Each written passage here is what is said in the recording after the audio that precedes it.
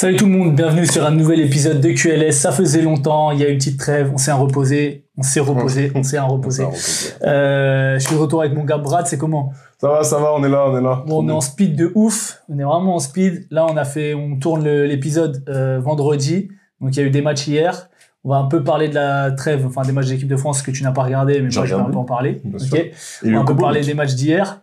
On va pas parler des matchs de ce soir évidemment. On va faire un épisode un peu court parce qu'on est un peu dans le rush.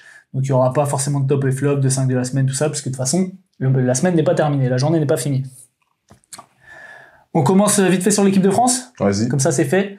Donc on est parti tout de suite pour l'équipe de France. N'hésitez pas à vous abonner. La semaine prochaine, on fera un bon épisode. Si vous n'avez pas vu les épisodes précédents, allez voir. Mettez un like, mettez la cloche, mettez des commentaires pour interagir avec nous si vous avez des questions.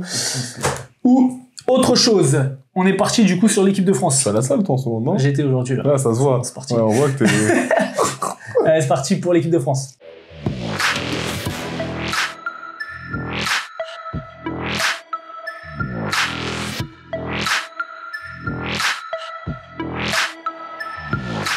Alors, lors de cette fenêtre, l'équipe de France a rencontré la Croatie de Mario Hezonja et de Jan Smith et de Luka Samanic également. Et la Bosnie de Zana Moussa, mais il n'a pas joué, de Javier Castaneda, donc qui jouait contre son coach en club, Freddy Fotoux, et qui s'est blessé pour un petit moment. Donc t'as regardé le match en vrai ou pas du tout? J'ai pas regardé, mais j'ai vu des bribes, mais j'ai pas vu tout le match. Ok. Bon, globalement, moi je vais donner mon avis du coup sur la liste. Il y a eu pas mal de débats sur Ah oui, vas-y. Pourquoi il n'y a pas eu Nadir Rifi, pourquoi il n'y a pas eu Sylvain, etc. Ah oui, d'accord. Dans cette liste. Oui. Et en fait, quand je vois la construction de l'équipe avec les 2-5, je peux voir ce que Freddy Fotoux a voulu mettre en place. Et je peux voir que la seconde unit de l'équipe de France est donnée à Eli Okobo. Et on lui donne un rôle tel qu'il a à Monaco. Et franchement, il a répondu présent. Que ça soit contre la Croatie, où c'est lui qui est MVP du match pour moi, que ça soit contre la Bosnie, où pour moi c'est Yohan Makoundou qui est MVP du match. C'est un gros match, hein. Mais c'est lui qui, dans les moments chauds, déjà il met le game winner. Donc ça c'est pas rien. Et il a mis aussi des tirs importants. Il envoie un alley-oop important aussi. Je crois que c'est Pet Corneli. Donc Eli Okobo a vraiment ce rôle comme il a à Monaco. Oui. On en reparlera plus tard sur ce qui s'est passé cette semaine. Mais voilà, je trouve que justement il arrive à trouver ce rôle de dynamiteur en sortie de banc, mais responsabilisé.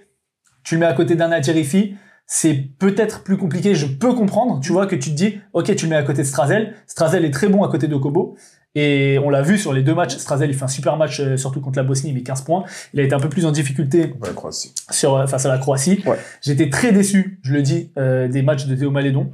Et pas le seul, j'ai pas été le seul, puisque de toute façon il a pas beaucoup joué. C'est le meneur qui a le moins joué face à la Bosnie, il joue 11 minutes, même Albici joue plus.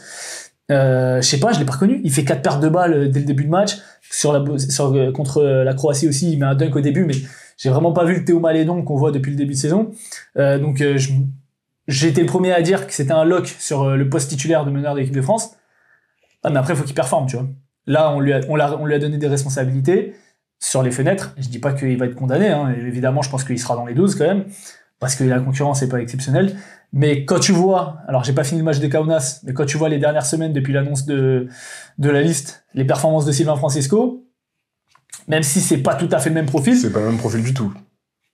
Ben oui, non, tu trouves qu'ils sont si différents dans le profil? Je pense que c'est pas le même profil, tu vois, à part en termes de taille, hein. Oui, mais déjà, en fait, c'est ce que j'allais te dire, c'est que déjà, physiquement, c'est pas le même morphotype, et on sait très bien que sur le niveau international, avoir un gabarit un peu plus grand, un peu plus long, ça aide. Donc déjà, premièrement. Et après, dans le jeu pur, oui, c'est pas les mêmes. Je trouve que, même si je trouve que Sylvain a extrêmement progressé à la création, et on le voit avec Kaunas, et depuis le départ de Lonnie Walker, il récupère des responsabilités, et on en parlera tout à l'heure. Je pense que vraiment, c'est un profil qui est différent. J'en ai un qui est vraiment j'ai l'impression d'avoir un rôle de meneur, quand je vois Théo Malédon jouer, et ce qu'il fait avec l'Asvel, mais je suis d'accord avec toi que sur les fenêtres, on l'a moins vu, même s'il a eu un bon passage au début face à la Bosnie, mais après derrière il s'éteint très vite. Donc ça, je suis d'accord. Mais je pense que d'un côté, t'as un mec qui est capable de mener, de gérer et de jouer à côté de Evan Fournier, de jouer à côté de Victor, de jouer comme ça. Là où Sylvain, tu l'as très justement dit, je le trouverais plus dans un rôle à la Elio Kobo, mais t'as déjà Elio Kobo, et donc forcément, tu peux pas avoir... Tu veux pas un deuxième dynamiteur. Exactement. Pour la même raison que t'as déjà... Mais même toi, Nadir Vu, je mets un peu en retrait par rapport à ça, parce que vraiment, je le trouve dans un rôle qui est...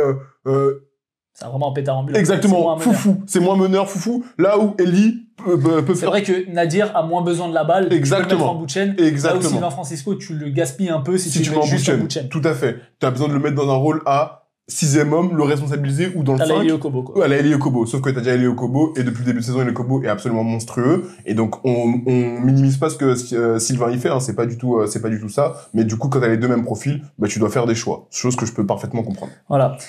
Franchement, sur les deux matchs, moi, j'ai trouvé que tout le monde a été bon. Après, il y a forcément des moins et des moins bien, mais tu vois, tout le monde m'a fait kiffer. Que ça soit TLC. En fait, ce que j'ai bien aimé, c'est qu'il a fait Freddy Photox, il a fait des associations de joueurs qui se connaissent. Strazel et Okobo jouent ensemble. Souvent, ils jouaient avec Makoundou aussi, qui est un ancien monégasque. Tu mettais Malédon avec Nil Sako, avec aussi Amin Noura, qui est un ancien de l'Asvel. Et donc, en fait, TLC et Isaac Ordinier, qui ont joué ensemble à Antibes et qui se connaissent très bien, et qui sont dans des profils aussi qui peuvent switcher vraiment 2-3 sur tous les postes. J'ai trouvé la structure d'équipe cohérente et intéressante. J'ai adoré notamment le deuxième match de Yann Makoundou. Franchement, bon, là, on en reparlera pour Paris plus tard, mais il y a du poste 4 en équipe de France, hein. Jalen Horn n'a pas joué, hein. Et Jalen Horn n'a pas joué. Mais t'as Makoundou qui a marqué des points pour moi. T'as Amin Noah qui, dans son registre, est aussi très bon. Ouais, mais gros, on peut pas prendre tout le monde. Et il y a un mec aux Sixers, là, qui est trop fort. Non, mais je dis pas qu'ils vont tous faire l'Euro, mais ce que je veux dire, c'est que ils ont été appelés, ils ont répondu présent. Le seul, à la limite, pour moi, qui a pas vraiment répondu présent, c'était Omaledon. Même Pat Corneli, j'ai adoré ce qu'il a apporté. Chelsea. Ah, il m'a régalé. Chelsea, surtout sur le premier match. Chelsea, deuxième match, un peu moins, mais sur le premier match. Isaiah aussi, sur le premier match. Sur le deuxième match, je l'ai trouvé hyper discret. Il a quasiment pas joué en deuxième mi-temps. Mais Isaiah, c'est pareil. Cette année, on a vu, et même l'année dernière, on a vu, c'est un joueur qui est capable de créer. Si Eli Okobo, ou si quand il est titulaire, les forts porteurs de balles comme Théo Malédon ou éventuellement Evan Fournier sont serrés très fort, il peut jouer des plays, il peut jouer des pick and roll, il peut créer pour lui, il peut créer pour les autres. On le voit avec Bologne et on le voit et on l'a vu sur les JO avec l'équipe de France. Ouais, mais après, tu vois, je pense c'est la première sortie de l'équipe de France avec les joueurs d'Euroleague. Parce qu'il y a eu au mois de novembre, il y a eu, si je dis pas de bêtises, il y a eu une fenêtre. Mais il y avait les joueurs d'Euroleague, non? Non. À part si je me trompe, mais je crois pas. Ah oui, non, il y avait pas les joueurs d'Euroleague. Si je dis pas de bêtises, non, ils étaient pas là. Donc, tu vois, là, c'est la première sortie de l'équipe de France depuis les Jeux Olympiques, avec la nouvelle équipe, on va dire, avec les joueurs d'Euroleague et sans les joueurs NBA. Donc, je pense que, tu sais, le niveau international te demande quelque chose de plus. J'ai jamais joué à ce niveau-là, donc je veux pas m'inventer une vie, mais ça te demande quelque chose de plus. Ça veut dire qu'on voit bien, tous les mecs là, ils ont un rôle dans leur club. Quand tu viens en équipe de France, c'est autre chose. Et c'est les mecs qui sont passés par l'équipe de France, de façon globale, les mecs qui ont joué en pro et qui ont le niveau international et qui ont porté leur sélection, disent toujours la même chose. Ça te demande quelque chose de plus. Donc, forcément, ça va demander de s'acclimater. Là, tu l'as dit, ils ont tous quasiment été bons, ils ont tous apporté des choses, excepté un Théo Malédon qu'on avait trouvé un peu en retrait, mais je pense que ça demande de t'acclimater. La dernière fois que Théo Malédon, il est passé avec l'équipe de France, ça s'est pas spécialement bien passé. Tu vois, là, t'as un il avait fait la prépa JO, mais il avait pas été gardé. Pourtant, je l'avais trouvé bon sur les matchs amicaux, moi. Ouais, mais tu vois, donc je pense que ça te demande aussi de t'acclimater. Après, c'est une autre responsabilité. Exactement. L'équipe de France, c'est pas le même niveau, ça te demande quelque chose de plus, et je pense que t'as besoin aussi d'avoir comme tu l'as très justement dit, d'avoir des automatismes. Même si t'as été avec des mecs où t'as des automatismes avec qui t'as joué, je pense que ça te demande de t'installer, de te faire du bien, pour pouvoir créer quelque chose et un collectif. Mais ça va venir après. Ok. Moi, je pense que ça va venir après. Très bien. On a fait un peu le tour sur l'équipe de France. On va partir sur les clubs français. C'est parti pour les clubs français. Les clubs français. Hier, il y a eu 2 clubs qui ont joué, du coup. C'est frais dans ma tête. Le Paris Basketball. Ok. J'y étais pas, évidemment.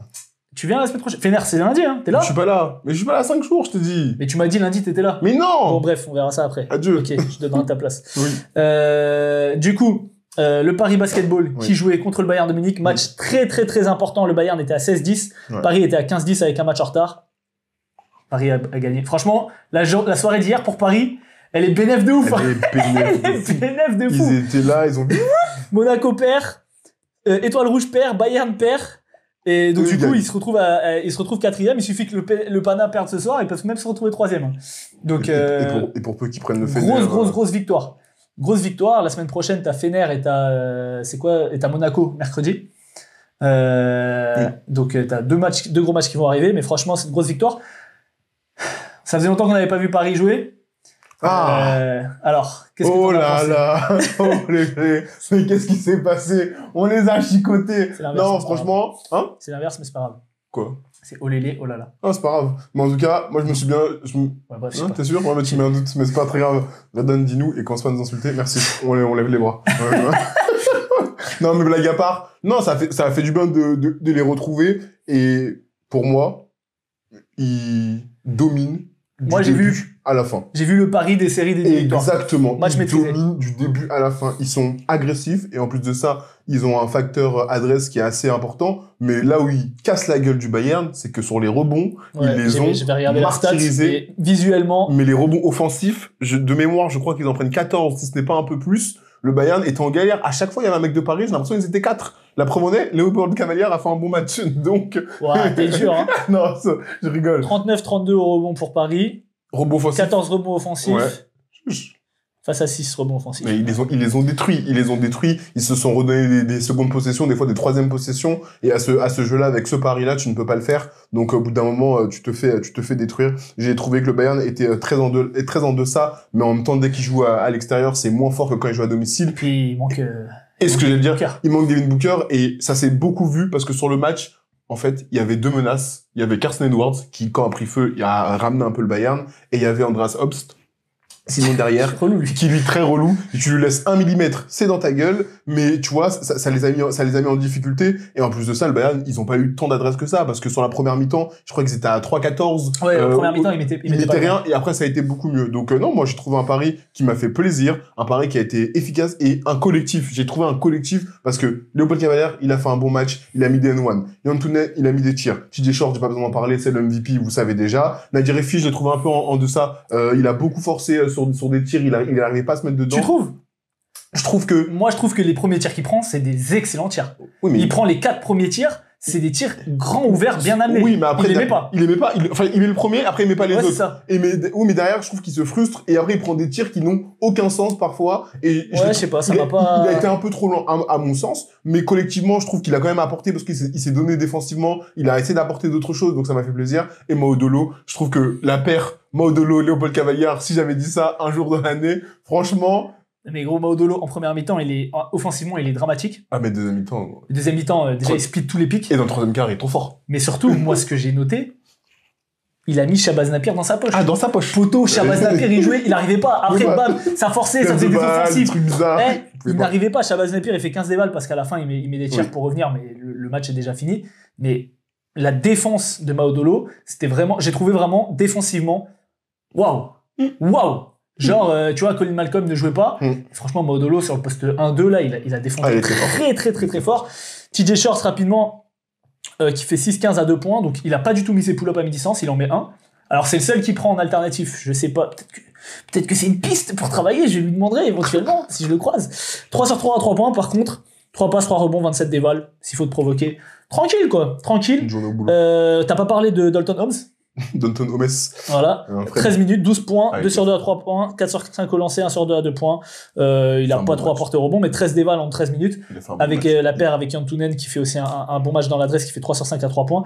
Bah, voilà, t'as tes postes 4, même si Holmes a plus joué 5 parce que Kratzer n'a pas joué. Écoute, franchement, ça fait du bien pour Paris, qui se replace très bien. Avant, c'était, on va dire, des 3 matchs là à venir, c'était le plus simple. Il fallait le prendre, ils l'ont pris, et très sérieusement.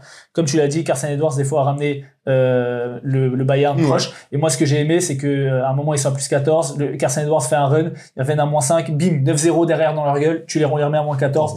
Et comme ça, c'est réglé, tu vois. Donc, non, franchement, bravo à Paris. Oui. On y va demain. Enfin, moi, j'y vais demain pour Saint-Quentin. On va tartiner les Saint-Quentinois. C'est paysans, là. Et voilà. Je le dis parce que je n'engage que moi, encore une fois. Oui, là, tu peux engager que toi. Je n'engage que moi. Mais pourquoi ces paysans? Qu'est-ce qu'ils t'ont fait, genre de 50 ans? Gros, c'est trop marrant, frère. Genre, en fait, il y a une haine du Paris Basket, gros. Mais qu'est-ce qui s'est passé? C'est incroyable. Mais il y a des bifs entre les groupes de supporters. Moi, ça me déde parce qu'en vrai, je suis supporter, mais t'as vu, tranquille, genre. Mais gros, eux, ils sont là, ouais, la ferveur ne s'achète pas, vous êtes en Euroleague parce que vous avez racheté la licence du hier Toulon, ouais, vous êtes des islamo-gauchistes, enfin bref, tu connais, mais c'est les mêmes qui disent des trucs comme ça. Vas-y, frère. C'est où ça? Bah, c'est sur Twitter, hein. Ah, purée, j'ai pas vu. Oh, faut grave que je la regarder. J'ai pas vu. Je t'enverrai les liens, j'ai plus Twitter parce que fuck Elon Musk. Bref, mais sur Blue Sky, y a rien, frère. Je me fais chier. Sur Blue quoi? Blue Sky. C'est le nouveau Twitter pour les gens de gauche. Vas-y. Bref, voilà, c'est bon pour Paris. On passe sur Monaco. Vas-y. Monaco qui a fait un super match hier contre Milan. Je m'en... Belle victoire de... Le problème... En fait, non, tu sais, Monaco... Après, Milan fait un super match. Ce que j'allais dire, c'est que je trouve qu'ils ont plutôt bien commencé. Monaco, ils ont eu beaucoup d'adresses, notamment avec Jordan Lloyd qui les a bien lancés. Et sauf qu'après, ils sont retombés dans leur travers. C'est le Monaco où t'étais incertain, tu sais pas ce qu'ils vont te donner. Mike James qui veut faire du hero ball, et moi, ça m'a beaucoup frustré. Mike en fait, James, il a eu 5-17 au tiers. Il a eu un bon passage où il mettait, et en plus de ça, il a impliqué ses coéquipiers, et après, il est tombé dans le hero ball. Tu peux donner ses stats, j'ai pas entendu, 5-17. 15 points, 5-17 au tir, 4 rebonds, 4 passes, 2 pertes de balles, 5 fautes provoquées, 12 dévals, moins 4 de plus-minus. Donc voilà, franchement, j'ai pas aimé. Il y a 2 joueurs à plus de 10 points dans cette équipe. Oui, il y en a un, on va parler après, mais j'ai pas aimé ça. Et aussi, je trouve que Milan, comme tu l'as dit, ils ont fait un super match. Et notamment, sur la deuxième mi-temps. Entre le deuxième quart et le troisième quart, c'était n'importe quoi. Plutôt quand Chevolchis, il est comme ça, c'est relou, hein. Tu peux pas jouer. Quand on a fait les classements des postes 3, on l'a mis bas parce que sur cette saison, il est un peu en dessous. Mais quand il est comme ça, là, ça me rappelle le match aller contre Paris, où il avait pris les choses en main et tout. Là, en plus, il y a le retour de Mirotic après la trêve parce qu'il était blessé. Mirotic qui fait aussi un très bon match, hein. 22 points, qui met des gros tirs à la fin. Mais après, c'est tout Milan, en fait. Ouais. Fabien Causeur. Oh, quel régal. Fabulous Fob m'a régalé. Magnon. Ils ont tous mis Tonut. Et l'idée était un peu en dessous, mais franchement, comme il y a eu, tout le monde a apporté, donc. Ils sont fait détruire. Donc voilà, mais après, je suis d'accord avec toi sur l'aspect, on voit plus de mouvement, et même un joueur que je vais encenser, dont on a déjà parlé en équipe de France, Eli Okobo, il a été fort, mais il a été fort sur des trucs de 1 contre 1. Tout à fait d'accord. Et on l'a dit, Monaco n'ira pas loin comme ça. Moi, quand j'ai regardé ce match, je me suis dit un truc, je me suis dit, gros, mais après, dites-moi en commentaire, et tu vas me dire aussi ce que t'en penses, est-ce que cette équipe-là, peut-être c'est la culture de l'instant, donne les rênes à Eli Okobo, enlève Mike James. Parce que moi, j'ai la sensation que Mike James est capable de faire jouer ses coéquipiers, mais j'ai l'impression que c'est forcé. Tu vois, par exemple, sur les premiers matchs de Spanoulis, il était en mode, je fais que des passes. C'est un peu comme moi, tu vois. Je suis capable, mais je suis plus attiré vers le cercle. Et si je me force, je vais avoir du mal à trouver le juste milieu. Et j'ai l'impression que Mike James est un peu dans ce truc-là où, à son niveau évidemment, où il est très fort quand il score, il est capable de faire des passes de ouf, mais il faut qu'il soit agressif. Et là, tu vois, il prend quand même 17 tirs, mais tu vois, j'ai pas l'impression que c'est des tirs qui ont été bien amenés ou des plays qui ont été bien amenés. J'ai l'impression que c'est des tirs casse-croûte ou parce qu'il a dit, vas-y, sur cette action, je vais tirer, ça fait 3 actions que j'ai pas touché la balle. Et là où Eli Okobo, j'ai l'impression que c'est plus dans son game de faire jouer les autres. Que de lire que, ok, il y a une aide. Déjà, Eli Okobo, même si c'est pas vraiment les trucs que j'adore chez un joueur, il est très fort pour provoquer des fautes. C'est-à-dire que, déjà, en 1 contre 1, il est très dur à tenir. Mais en plus, sur du 5-5, comme ça, arbitré, même si tu le tiens, il va aller chercher les bras, combien de fois on l'a vu. Le low pick, après, il monte. Et en plus, il est capable d'avoir des très bonnes finitions sur le flotteur et tout. Donc, très très dur à défendre. Et on le voit, il fait encore 6 passes. Et il est excellent sur cette saison. On l'a dit sur le début de saison que c'était lui pour moi le MVP de Monaco. Bon, je jette pas tout ce que fait Mike James à la poubelle, mais tu vois, là, cette défaite, elle fait mal. Parce que tu repasses... 5e. Tu repasses 5e. Sachant que bon, non, tu peux pas trop faire passer devant. Mais voilà, t'avais l'opportunité de rattraper le Fener, enfin de te rapprocher du Fener, et là c'est une défaite qui fait mal. Milan, franchement, c'est prenable. Tu vois, c'était pas, tu jouais pas au Pana, tu jouais pas à l'Olympiakos, quoi. Donc un peu déçu de ce truc de Mike James. Je veux pas dire déçu de Spanoulis parce qu'apparemment c'est les joueurs qui sont incoachables. Mathieu Strazel. C'est international. En fait, j'ai rien de plus à dire que ce qu'on a déjà dit. Je n'ai rien de plus à dire. On va pas répéter ce qu'on a déjà dit. Exactement, je trouve que Mathieu Strazel a passé un cap depuis maintenant plus de... sincèrement, depuis allez. Cette saison, franchement. Non, depuis les JO. même avant, même un peu avant. Je pense que depuis 1 an, il a vraiment passé un cap. C'est un joueur Depuis qu'il a fait l'interview avec nous. Allez la voir si vous l'avez pas vu. Bien entendu. Mais il a passé un cap. C'est un garçon qui a la tête sur les épaules. Il sait ce qu'il veut. Il travaille son game. On voit sa progression. Au bout d'un moment, c'est un joueur important dans une équipe qui vise le haut du tableau en Euroleague. Point final. Donc, il y a pas plus à dire. Il y a pas de débat parce que des fois, j'entends des débats là qui me... mes oreilles sifflent. Ce sera une autre fois qu'on fera Voilà, ça. exactement. Mes oreilles sifflent. Arrêtez d'être bêtes. Soyez lucides, s'il vous plaît. Donc voilà, il y a pas de débat. C'est un joueur, c'est un international français qui domine et qui est capable de dominer, qui a montré comment il fallait dominer des matchs. T'as pas besoin de mettre 30 points. Il est efficace. Il défend. Il joue des deux côtés du terrain. Les amis, au bout d'un moment, si vous voyez pas toutes les qualités du bonhomme, je ne sais pas quoi vous dire. C'est un mec qui joue 20 minutes, qui a un usage rate de 18%, donc qui est un peu en dessous des grosses stars qui sont autour de 25, donc ça veut dire qu'il y a quand même pas mal de positions où il touche pas la balle. Il est quand même à presque 9 points de moyenne avec 53% à 3 points, 43% à 3 points, pardon, mais 53% sur les 10-12 derniers matchs. Donc voilà, et on l'a dit, des deux côtés du terrain, des fois il souffre un peu de sa petite taille. Par exemple, on a vu Dimitrijevic qui est capable de tirer par-dessus lui, mais voilà, il va, par exemple, on l'a vu en équipe de France, il va provoquer des passages en force, il va toujours être devant son défenseur, il a les cannes, il va gêner. Il passe dans les écrans. Voilà, il se la donne. Donc franchement, regardez les matchs. on adore, Voilà. on adore. Autre chose à dire sur Monaco? Je reviens juste sur la culture de l'instant. Est-ce qu'il faut retirer Mike James de cette équipe? Je pense pas. Je ne pense pas. Mais en fait, c'est ce que je te disais. Pour moi, et Mike James joue comme un poste, enfin, joue sur le poste 1, pas comme un poste 1. Il joue sur le poste 1, mais il doit jouer à côté d'un meneur. Oui, à côté de Nicolates. Il doit jouer tel que Teodosic et Nando De Colo. Ouais. Oui, il doit jouer poste 2. Il doit jouer comme ça. Mais là, Calates était où? Il était blessé? Je crois qu'il était blessé ou quoi, je sais pas, j'ai pas eu de nouvelles, j'ai pas plus recherché que ça. Mais donc voilà, pour moi, il doit jouer comme ça parce que on le voit et tu l'as dit, il a. C'est vrai que là, il joue à côté de Jordan Lloyd. Il joue ni à côté de Matthew. Enfin, il a peu joué à côté de Matthew. Donc Jordan Lloyd est dans cette optique-là. Lui est dans cette optique-là. Forcément, ça pèle. Moi, ça m'a quand même fait kiffer que sur les fins de match, ça soit Mathieu Stradel qui soit sur le 5. Alors oui, il y a eu une perte de balle à la fin, donc de Eli Okobo. Après, il cherche pas Yanis. Oui. Papagiannis l'attendait en l'air. Je pense que la passe, elle est pas mauvaise et tout, mais prends le tir, quoi. Personne va rien dire. Et tu vois, contre l'équipe de France, le match, pour revenir vite fait sur l'équipe de France, je sais pas si tu y as pensé, c'est la même situation qu'il avait l'année dernière au match 5 contre le Fener. Oui. Et on avait dit, ouais, pourquoi tirer à 3 points? Là, il est parti il a dit, j'ai regardé QLS, on va aller sur mon spot. Exactement. Il y a un mec, parce que le tir est contesté. Je m'en fous, c'est son tir. Filoche. Franchement, ça, je l'ai vu au moment où il part. C'est sûr, mais c'est son tir. C'est ça que je veux voir d'Eli Okobo. Même si son step side, là, qu'il le maîtrise à la perfection. Hein. Mais c'est ça que je veux voir d'Eli Okobo. C'est ça qu'on veut voir. On passe sur le Daily Review, juste hier. Ouais. Allez, c'est parti pour le Daily Review. Alors hier, donc à part ça, il y a eu 3 autres matchs. Il y a eu t'as tout regardé ou pas? J'ai tout regardé. On va juste évacuer Fener Maccabi. Okay. Le Fener s'est fait casser la gueule. Attends, mais Boel-Badoud, il a joué ou pas du coup? Oui, il a joué. Bien sûr qu'il a joué. Ça a été le meilleur joueur. C'était ma question. C'est vrai? C'était le meilleur joueur. Ouais, mais bon, ils se sont cassés la gueule. Ils se sont fait casser la gueule. Je mens que ça va être le meilleur joueur. Ah oui. Toi aussi. Parce que j'ai pas regardé le match. T'as mis la story, donc. Ouais, bon après, statistiquement, c'est pas dégueulasse, mais bon. Mais voilà, il a pas fait un mauvais match, mais bon. Mais du coup, Eric McCollum joue que 12 minutes. Ouais. Non, mais le Fener s'est fait casser la gueule par Roman Sorkin. Samed, je sais pas ce que ton équipe a fait, mais en tout cas, ils y arrivaient pas. Il y avait pas Guduric, hein. Et en fait, depuis le début du match, le Maccabi domine. Ils ont dominé le premier quart-temps. Et le deuxième, ils se sont fait ouvrir. Donc voilà. T'as pas joué ta mère Blatt en plus? Non. Ah ouais, mais Non, mais Fener était bourré. Fener était vraiment. Fener Sorkin, ils ont fait du sale. Le fiac. C'est littéralement ce qui s'est passé. Gianni Bartolomeo, il prend 8 rebonds, frère. On est où? Je te dis que le Fener n'a pas existé. Bah tu vois, lundi, merci. Heureusement que Wade Baldwin soit revenu pour le match contre Paris. Merci. Il va mettre 30 points lundi. Gros, il va pas mettre 30 points, frère. C'est mieux pour lui, hein.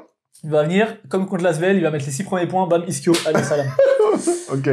Bon, on a évacué le Fener, ils sont Zwisch, ils sont toujours deuxième. Il y avait, ouais, ils sont deuxième, mais du coup, ils sont à quoi? 9 défaites. Ouais. Paris à 10. Ouais. Belek à la semaine prochaine. On verra lundi. Est-ce que ça va chanter olélé, oh là là?